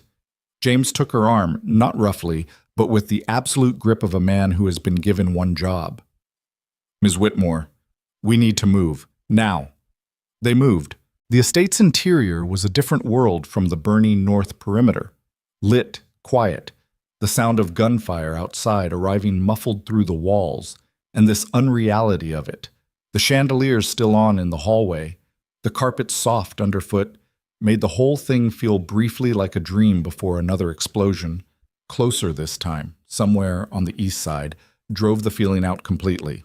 James took her down through the kitchen to the basement level. 2 of his team were already positioned at the basement entrance, and Damien's 2 men held the rear. Charlotte counted faces automatically, 6 plus James plus herself. The comms unit on James's shoulder crackled, a voice she didn't recognize. "East wall's holding. We have 3 down on their side. They're pushing toward the main structure." James: "Copy. Hold the east wall. Do not let them reach the building." Another voice: "North team is pulling back. They lost the gatehouse. They're reorganizing." Charlotte stood in the basement corridor and listened to the sound of her family's estate being assaulted by men who had been paid to ensure she did not survive the night. And she breathed, deliberately, slowly, counting the way she always counted. And she thought with absolute cold clarity about what Nathan Caldwell had said on the phone 3 hours ago. Drive safe.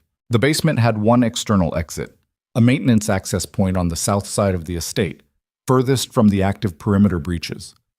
James was already moving toward it. Charlotte followed. Her legs were steady. Her hands were steady. The part of her that was not steady was operating somewhere below the accessible level of her consciousness, and she left it there. The maintenance exit was a steel door at the end of a concrete corridor. One of Damien's men went through first, cleared the immediate area, came back in. South side is clean, vehicle is 30 meters. We move fast and low. They went through the door. The cold hit Charlotte like a wall. The raw Connecticut November, no coat, the fire from the north perimeter visible above the roofline as a burning orange glow against the black sky. The sound of gunfire was clearer outside, directional, coming from the east and north simultaneously. She ran. 30 meters across open ground felt like 30 miles. They reached the vehicle, a dark SUV, engine running, one of Damien's men behind the wheel, and Charlotte was in the back seat with James beside her, and the doors were closing and the vehicle was moving before she had fully registered being inside it. Then the rear window exploded. Charlotte dropped. James shoved her down across the seat, and she heard his weapon fire twice, deafening, the inside of the car full of the sound and the smell of it, and the SUV accelerated hard, fishtailing on the frozen grass before the tires found the service road. Glass in her hair, her left forearm burning where something had cut it. She didn't know what. A fragment of window. She cataloged it and left it. James? She pushed herself upright, blood on her arm, not serious. James, are you... I'm here. His voice was strained, different. She looked at him and saw the dark stain spreading on his left shoulder and understood that the strain in his voice was not adrenaline. You're hit. It's manageable.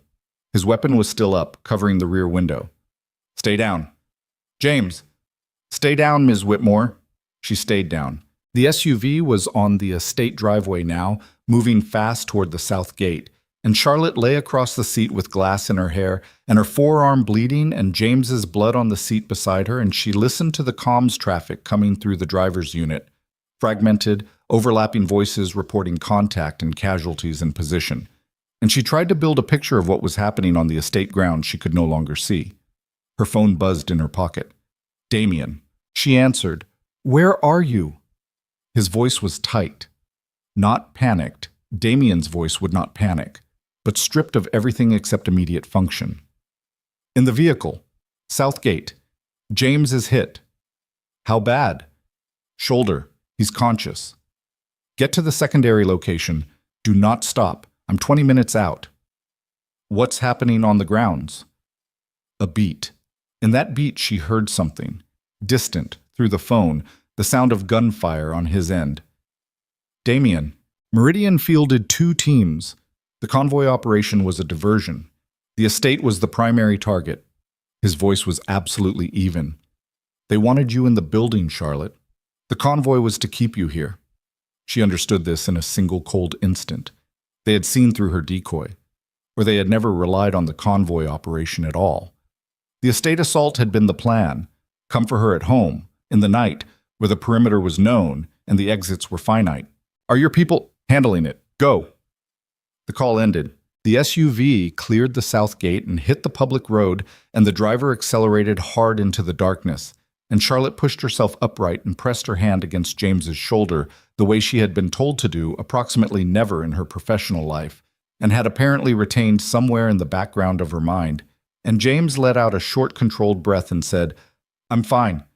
In the voice of a man who is definitely not entirely fine, but has decided that fine is the operational position. Stop talking, she said. Ms. Whitmore. James. Stop talking and let me do this. He stopped talking. The driver was on the comms unit, reporting their position, and the road unspooled ahead of them in the headlights. Empty, dark, the Connecticut countryside on both sides without feature or light. And Charlotte held pressure on James's shoulder and breathed, and did not think about what she had left behind on the estate grounds because thinking about it was not useful, and what was useful was exactly what she was doing. They drove for 19 minutes. The secondary location was a farmhouse 12 miles from the estate, owned through 3 layers of legal structure by an entity that had no traceable connection to anyone in this situation, which was how Damien operated. Charlotte had come to understand, in the same way that water runs downhill, not as a choice, but as a fundamental characteristic of how he moved through the world. She got James inside. One of Damien's men, already present at the farmhouse, which she had expected, was also apparently competent in field medicine, which she had not expected and was deeply grateful for. He had James's jacket off and the wound assessed in 4 minutes. Through and through, clean, significant blood loss, manageable without a surgical facility. James looked at the assessment with the expression of a man who had been hoping for this verdict and was relieved to receive it. "Told you," he said. "You told me nothing. You told me to stay down." Charlotte was standing against the far wall of the farmhouse kitchen with her arms crossed and her cut forearm wrapped in a dish towel and her pulse doing something she wished it would stop doing. "How many of your team are still on the grounds?" 6. He shifted, winced. "They can hold." Damien said 20 minutes. "Then we wait 20 minutes. She looked at her phone. No messages. The comms unit the driver carried was still running. Fragmented updates from the estate. The language of men managing a deteriorating situation with the specific vocabulary of people who have trained for exactly this. She heard Damien's name twice in the traffic. Both times the voice on the other end was calm, which she decided to interpret as a good sign and accept no alternative interpretation of until she had reason to. 14 minutes later, her phone buzzed. Not Damien's number. Nathan. She looked at the screen for the length of 2 full rings. Then she answered. "Charlotte." His voice was different. The warmth was gone. Not replaced by anything overt, just absent. The way a mask looks different when the person wearing it has stopped trying. "Where are you?" "Safe," she said. A pause. "I heard there was an incident at the estate." An incident. She looked at the dish towel around her arm, at James on the kitchen table with Damien's man working on his shoulder, at the glass she had shaken out of her hair 20 minutes ago into the farmhouse sink. "That's what we're calling it." "Charlotte." His voice was lower now, careful in a new way, the care of a man recalculating. "Whatever you think is happening, Nathan," she cut him off cleanly. "I know about Meridian. I know about Harlan Voss. I know about the estate plan and what Thursday was supposed to look like." She paused. "I know about the Paris brothers." Silence. The specific total silence of a man who has just understood that the architecture he has been building for 2 years has been fully seen. When he spoke again, his voice was very quiet. "You should have just married me. I know you believe that. This doesn't have to go further." "It's already gone further, Nathan. 20 people just assaulted my family's estate." Her voice was completely steady. "It went further the moment you looked at my father's company and decided it was something you were entitled to take." A long silence. "You can't prove any of it," he said. Margaret Holloway spent 4 hours last night with a former federal prosecutor providing a sworn statement about her contact with Harlan Voss. Susan Cho filed the preliminary federal brief at 6 a.m. this morning. Charlotte paused. "And Damien Rossi has been building a parallel evidentiary file for 3 weeks that I suspect is going to be considerably more comprehensive than anything your attorneys are prepared for." Another silence. Longer. She heard something in it, not fear exactly, but the sound that exists just before fear, the moment of recalibration, when a man understands that the structure he has been standing on is not what he thought it was. "Charlotte." The farmhouse door opened. Damien walked in. He was in dark clothing, and there was blood on his left hand that she did not think was his, and his face carried the specific expression of a man who has just come through something and has not yet had time to process what it cost. He looked across the kitchen at her. His eyes moved to the dish towel on her arm, back to her face. She held up one finger, one moment, and said into the phone, "Turn yourself in, Nathan. Tonight.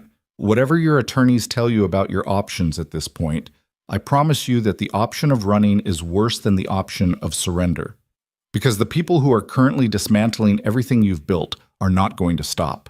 And the federal case that Susan filed this morning is going to be fully supported by evidence you have no idea exists." She paused one final time. "You told your associate I wasn't built for this. I need you to understand something. You were—" She never finished the sentence. The phone went dead in her hand. Nathan had ended the call, or the connection had dropped, or he had thrown the phone across whatever room he was standing in.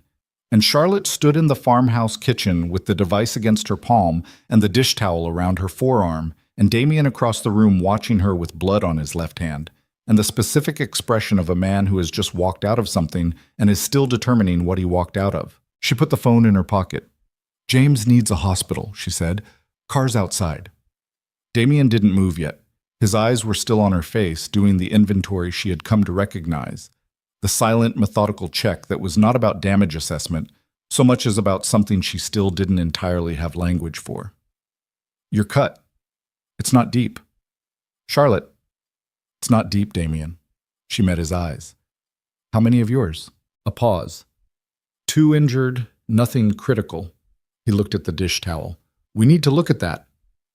We need to get James to a hospital first, and then we need to—" "Charlotte." His voice was very quiet. "Stop." She stopped. He crossed the kitchen in 4 steps and took her arm, gently, with the particular gentleness of a man who has spent his life using his hands for things that require force, and has learned that the absence of force can be its own kind of precision, and unwrapped the dish towel and looked at the cut. 3 inches along the forearm, the glass from the SUV window, already clotting. He held her arm for a moment without speaking. She looked at the top of his head as he examined the wound, the dark hair, the set of his shoulders, the blood on his left hand that was not his, and she made herself not ask about it because the answer was something she would need time and quiet to absorb, and neither was available yet. "It needs stitches," he said.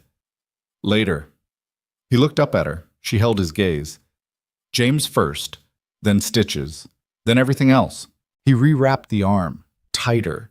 His hands were steady, which she registered because her own were not entirely, a tremor in the right one that she had been managing by keeping it pressed against her side and intended to continue managing that way until it resolved on its own.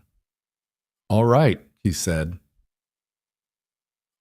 James got his hospital at 3 a.m., a private facility 40 minutes from the farmhouse, the kind of place that operated with the particular discretion available to institutions that have spent years serving clients for whom discretion is not a preference but a requirement.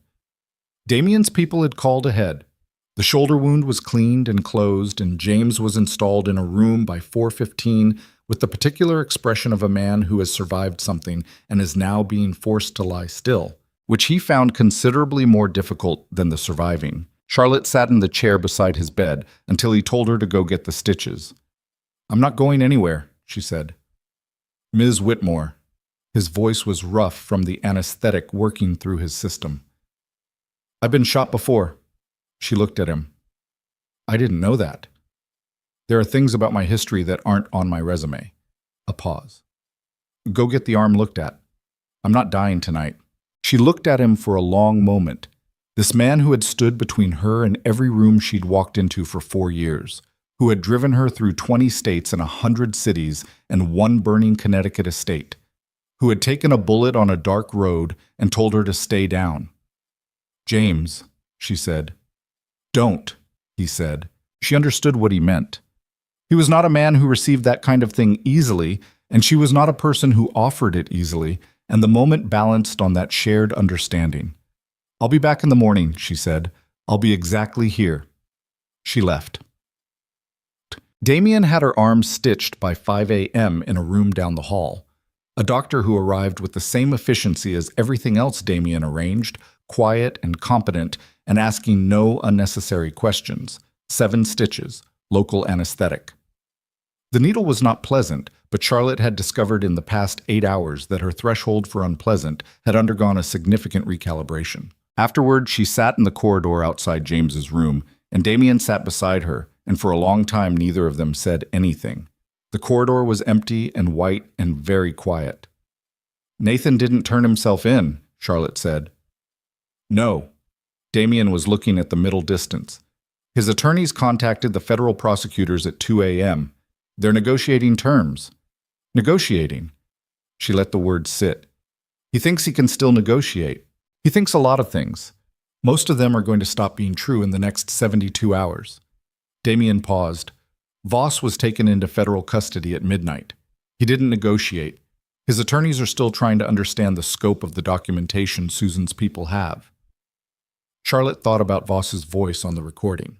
Smooth and careful. The particular smoothness of a man who had spent 20 years ensuring consequences landed elsewhere. "The Paris family," she said. Daniel Paris has been contacted. He'll give a full deposition. A pause. The evidence connecting Voss to the fabricated regulatory complaint against his brother's company is in federal hands as of 6 hours ago. Charlotte looked at her arm, the clean white bandage over the stitches. His brother died? Yes. Nathan and Voss destroyed a company, and one of the men who built it died. And for 6 years, nobody with resources enough to do anything about it was willing to. She paused. And then I canceled a wedding. Damien looked at her. She wasn't sure what she meant exactly. The sentence had arrived from somewhere below the level she was deliberately operating at, from the part of her that had been running since the corridor of the Ashford Grand Hotel and had not been given permission to stop yet. The strange arithmetic of it. The chain of events that had begun with a $40,000 dress and ended here, in a hospital corridor in November with stitches in her arm, and her family's estate still smoking in the dark somewhere behind her. You should sleep, Damien said. I know. Charlotte, I know. She leaned her head back against the wall. Tell me the estate is secure. My people have the perimeter. Local law enforcement arrived at 4 a.m. The federal team will be on site by morning. He paused. The estate is secure. She closed her eyes. She sat in the hospital corridor with her head against the wall and her arms stitched and her heart doing something that was not quite normal yet, but was at least consistent, and she let the silence of the building settle around her, and she stayed there until sleep arrived, which it did, eventually, in the thin and graceless way that sleep arrives when it is long overdue and the body simply stops asking permission. Damien did not leave. Nathan Caldwell was arrested on a Friday morning 10 days later. He did not negotiate successfully. The federal case, when Susan Cho and her team fully assembled it, was the kind of document that has no comfortable center, a comprehensive architecture of fraud, conspiracy, and deliberate harm that stretched back 6 years and touched 43 individuals and 11 companies across 4 states. The fabricated regulatory complaints, the shell company network, the Meridian Group contracts, the asset transfer scheme, the estate assault, which federal prosecutors charged as attempted murder. Charlotte was not in the room when the arrest happened. She was at the Whitmore estate, which had taken 2 weeks to repair and would take longer to feel entirely like itself again. There was a section of the east wall that still showed the marks of what had happened, a scorched line along the stone that the contractor had offered to remove completely and that Charlotte had told him to leave. She wanted to be able to look at it. She was standing at the library window, her particular window, the one she had stood at 100 times in the past month watching the grounds change in the November light, when Margaret called her. She looked at the number for a long moment. Then she answered. Charlotte. Margaret's voice was the voice of a woman who has spent 2 months carrying something heavy and has recently set it down and is still feeling the weight of where it was. I wanted to hear your voice. Charlotte said nothing. I know that's not something I've earned. Margaret paused. I'm not calling to ask for forgiveness. I'm calling because I needed to. I needed to tell you that everything I told the prosecutors was true and complete. There's nothing I held back. Whatever happens to me legally, I want you to know that. Charlotte looked at the scorched line on the east wall, visible from the library window at an angle. She had not spoken to Margaret since the night she called her from the farmhouse to say that the federal case was in motion and that Margaret's name was in the documentation and that she should call her own attorney. Why did you answer when I called you? Charlotte said. The night I found out. If you were already reporting to Voss, why did you answer? A long pause. Because I hoped I was wrong about what he was planning, Margaret said. I told myself it was just financial manipulation, that it wouldn't go further than that. Her voice was very quiet. I was wrong about what he was planning, and I was wrong to think I could manage the line between what I was doing and what I believed I would never do. Those things were always connected. I didn't let myself see it. Charlotte breathed. You knew my mother for 30 years, she said. Yes. She trusted you. Yes. Margaret's voice broke on the word cleanly, like something that had been waiting to break for a long time. She did, and I think about that every day. Charlotte stood at the window. She thought about the night in the hospital corridor when she had sat against the wall and let sleep take her, and she thought about the arithmetic of it. the chain of decisions and betrayals and consequences that had moved through her life like a current in the past 2 months. And she thought about what it meant to hold someone accountable without letting accountability become the whole story. She didn't have an answer to that yet. She wasn't certain she was supposed to. "Margaret," she said, "cooperate with the prosecutors completely. Every question, every document, every conversation you remember. Don't hold anything back because you think it might make things worse for you. It won't." She paused. "And when this is over, don't call me again." She ended the call. She put the phone in her pocket and stood at the window for a long time. The trial took 4 months. Charlotte testified on the third day. She walked into the courtroom in a gray suit with her hair down and took the oath and sat in the witness chair and looked at Nathan Caldwell across the room. He was in a dark suit. His attorneys had dressed him carefully, and he was still, at the surface, the man she had met 18 months ago. The same jaw, the same posture, the same face that had been designed by time and practice to communicate trustworthiness. He looked at her. She looked back. She answered the prosecutor's questions for 4 hours in the same voice she used in boardrooms. Clear, precise, entirely without performance. She walked the jury through the corridor at the Ashford Grand and what she had heard there. She walked them through the shell companies and the amended prenuptial and the Voss connection and the Meridian contract. She described the estate assault in the same register, the same precision, and she watched the jury's faces as she described James in the vehicle with blood spreading on his shoulder, telling her he was fine. When Nathan's attorney cross-examined her, he tried 3 different approaches over 90 minutes. She dismantled each one, not aggressively, simply accurately, with the patience of a person who knows what the truth is and is not threatened by questions about it. Nathan did not testify. The verdict came on a Thursday. Guilty on all counts. Charlotte was sitting in the second row when the foreman read it, and she heard it and felt it land in the part of her that had been holding something since the corridor at the Ashford Grand. Some suspended question about whether what she had heard that night was the beginning of something that would resolve or something that would simply continue.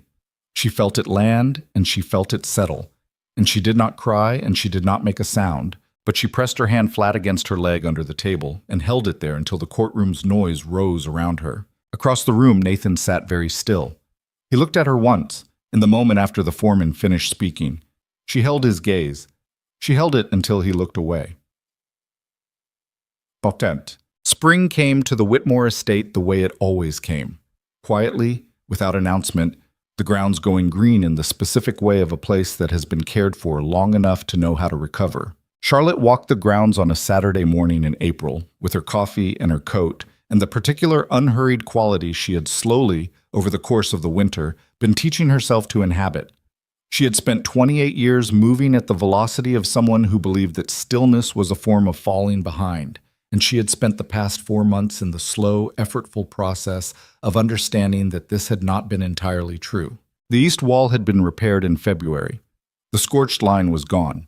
She had decided, eventually, that this was also right. Her father found her near the garden wall at the south end of the grounds. Richard Whitmore, at 67, moved with the slightly deliberate quality of a man who has recently been frightened and has responded to the experience by paying closer attention to his body than he previously did. He had not spoken much about the months he'd spent in the Massachusetts safe house while the case was being built. He was not a man who spoke much about what things cost him, but he had called Charlotte every morning since she'd brought him home. Every morning. Without fail, usually before 7. He stood beside her at the garden wall and looked at the spring grounds and said nothing for a while. "The board approved the restructure," he said finally.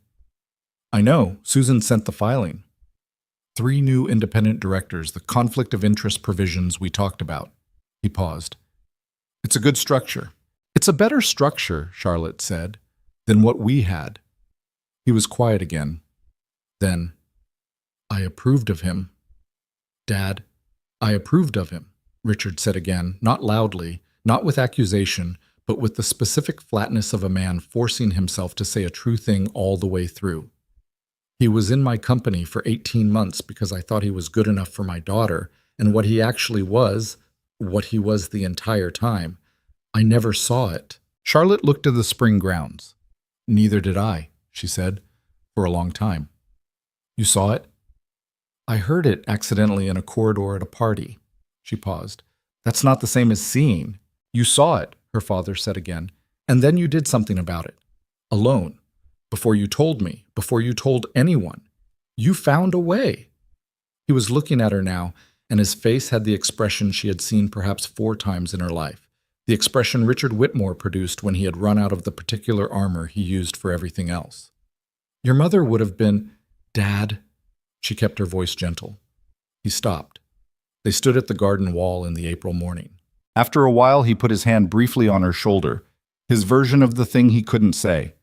And then he turned and walked back toward the estate, and Charlotte stood and watched him go and felt something that was not grief and not happiness, but the particular texture of love as it actually exists in the world. Complicated, imperfect, made of what survives. Damien came that afternoon. He had been doing that, coming to the estate on Saturday afternoons with the easy, unpressured quality of a man who has decided that presence is the appropriate language for what he means and is patient enough to let it speak over time. They usually walked. Sometimes they worked. Charlotte at the library desk, Damien with his own devices at the other end of the table, the two of them occupying the same silence with the comfort of people who have been through something together that changes the geometry of a room. Today they walked. The south grounds. The garden, down to the edge of the property where the land dropped toward the tree line and the afternoon light came horizontal through the bare-branched trees. Voss got 12 years, Damien said. I heard. She had gotten the notification from Susan that morning. His attorneys will appeal. They won't get far. No. She paused.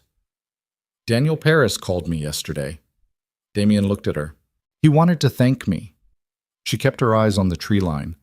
I didn't know what to say to that.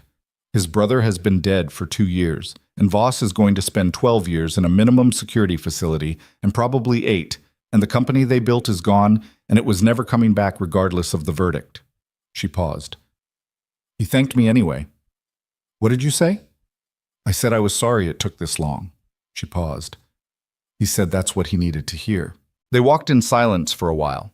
The estate grounds were long enough that you could walk for 20 minutes without reaching the same place twice, which Charlotte had always loved about the property. The sense of space that was not limitless but was sufficient. Room enough to think, room enough to breathe.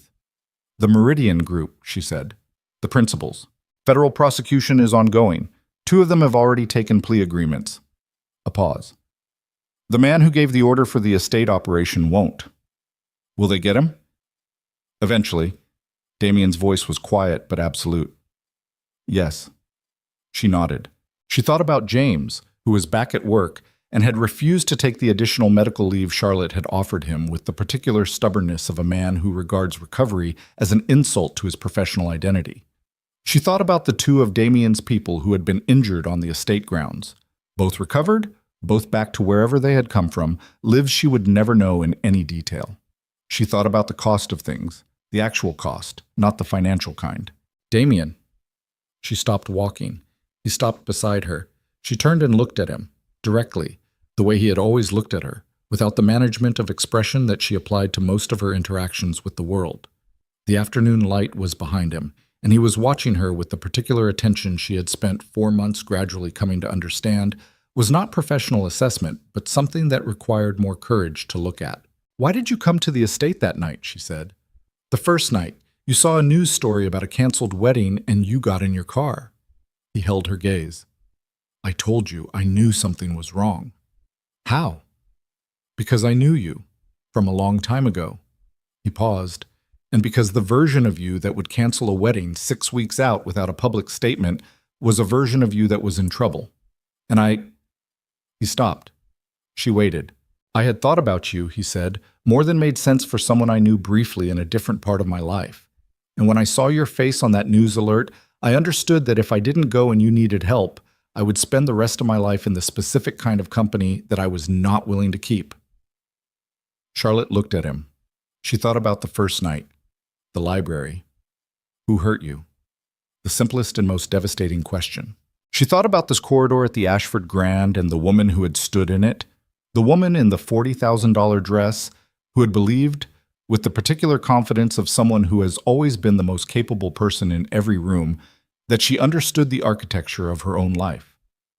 And she thought about who she was now, standing at the edge of her family's property in the April afternoon, stitches long since dissolved, the trial done, the verdict in, the empire intact. Not the same woman, not better, exactly. The word better implied a simplicity that the past 4 months had comprehensively dismantled, but different in a way that felt irreversible, and on the better days felt like something she had moved toward rather than something that had been done to her. "I need to tell you something," she said. "All right. I don't make decisions like this easily, personal ones. I'm better at the other kind." She paused.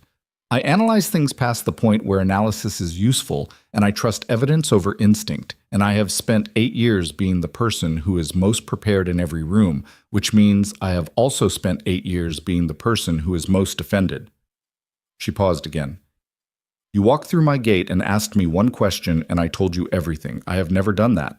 I don't know what that means about you specifically, or about whatever this is, but I think it means something." Damien looked at her for a long moment.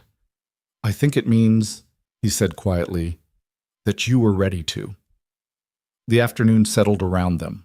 The tree line, the horizontal light, the spring grounds of a place that had been through fire and assault and the long winter of legal process and had come out the other side still standing, which was not a small thing. Charlotte looked at Damien Rossi, this man from a world she had spent her life adjacent to without ever entering. This man who had taught her that the most dangerous person in a room is not always the one with the most weapons, that loyalty is not the same as safety, and that the question of who is worthy of trust is the most consequential question a person can answer. And she made a decision with the same finality she brought to decisions that could not be undone. She reached out and took his hand. He looked down at their hands. Then he looked up at her. And for the first time in longer than she could precisely calculate, Charlotte Whitmore smiled with nothing behind it except exactly what it was. 1 year later, on a Saturday afternoon in April, the Whitmore estate held a private ceremony. No press, no photographers, no socialites or senators or Forbes correspondents, no $40,000 dress and no ballroom chandeliers, and no 500 people performing their attendance.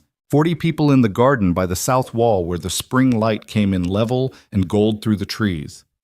Richard Whitmore in the front row, straight-backed and silver-haired, his face doing the thing it only did 4 or 5 times in his life.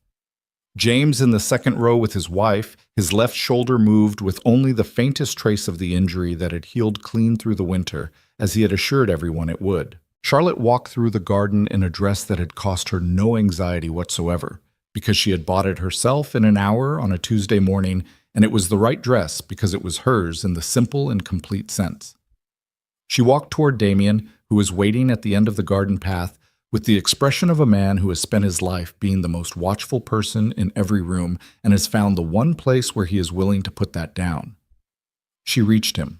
He looked at her the way he had always looked at her, directly, completely, without the management or the performance that she had spent her whole life navigating in the people around her. She had almost married a man who saw her inheritance when he looked at her. She had almost become the property of a person who had confused acquisition with love, who had built 18 months of careful architecture aimed at a woman he had never once actually seen. Instead, she was here, in her family's garden, in April, marrying a man who had driven to her gate in the dark and asked, "Who hurt you?" and had meant it, and had stayed, and had never once asked her to be anything other than exactly what she was. They said their vows in the plain language of people who have run out of patience for performance. The afternoon held still around them, and when it was done, Charlotte Whitmore, who was not a woman who cried easily, who had stood in courtrooms and boardrooms and burning estates with the same controlled steadiness, who had learned very young that composure was a form of survival, felt something move through her chest that was not grief and not fear, and not the unnamed heaviness she had carried into a gala in Manhattan a year and a half ago. It was simpler than all of those things. It was the feeling of being known, completely, without management, without strategy, without the careful presentation she had been assembling since she was old enough to understand that her name and her face and her father's fortune made her simultaneously visible and invisible in the world. Just known. She held Damien's hands in the April garden, and she looked at him and she let herself be seen. And for the first time since the night in the corridor, the night she had stood in the cold with her hand on the wallpaper and felt her life collapse into silence, Charlotte Whitmore knew exactly where she was. And it was enough. It was more than enough. It was everything.